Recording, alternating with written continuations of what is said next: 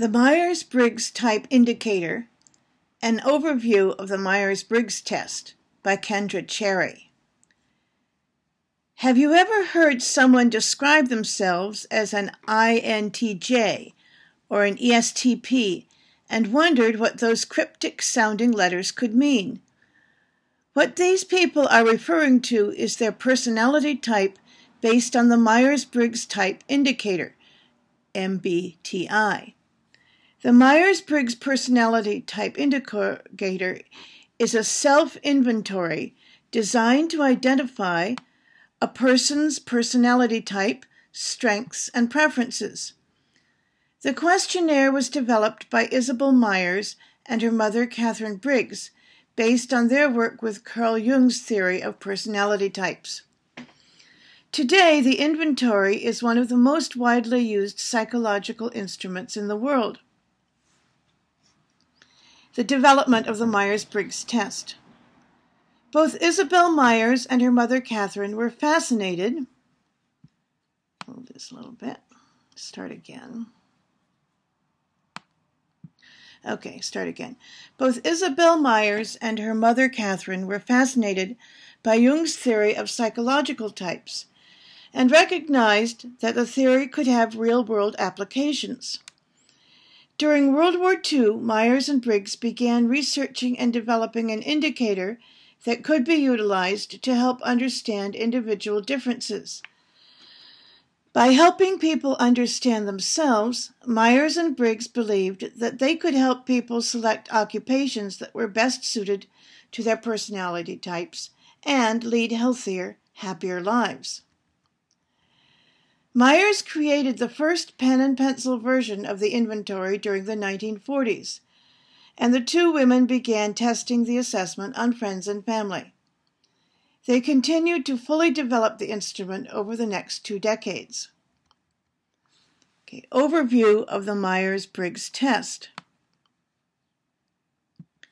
Based on the answers to the questions on the inventory, people are identified as having one of 16 personality types.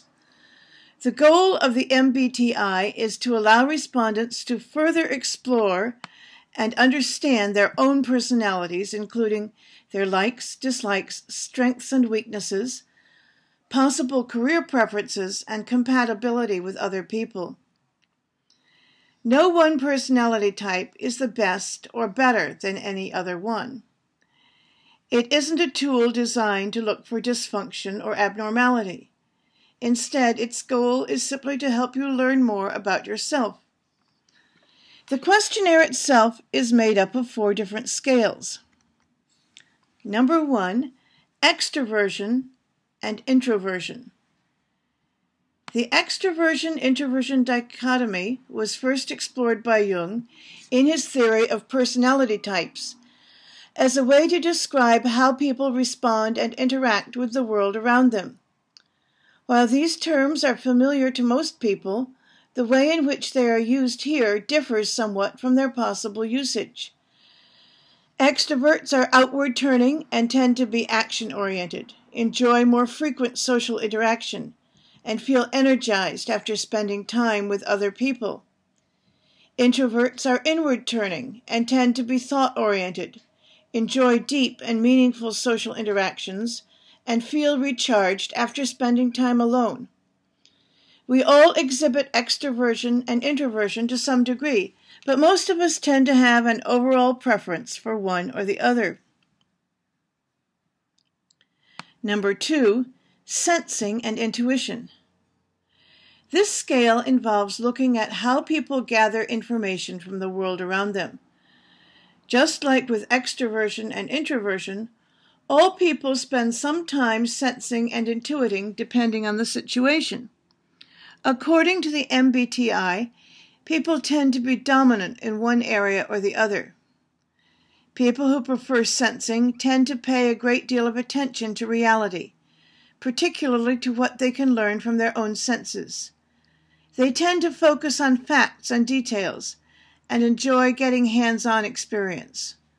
Those who prefer intuition pay more attention to things like patterns and impressions. They enjoy thinking about possibilities, imagining the future, and abstract theories. Number 3, thinking and feeling. This scale focuses on how people make decisions based on the information that they gathered from their sensing or intuition functions. People who prefer thinking place a greater emphasis on facts and objective data. They tend to be consistent, logical, and impersonal when weighing a decision. Those who prefer feeling are more likely to consider people and emotions when arriving at a conclusion. Now, this is a typo, those who prefer feeling. Judging and perceiving. The final scale involves how people tend to deal with the outside world. Those who lean towards judging prefer structure and firm decisions.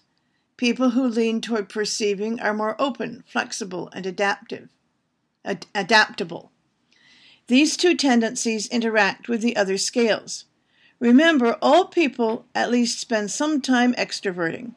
The judging-perceiving scale helps describe whether you extrovert when you are taking in new information, sensing and intuiting, or when you are making decisions, thinking and feeling.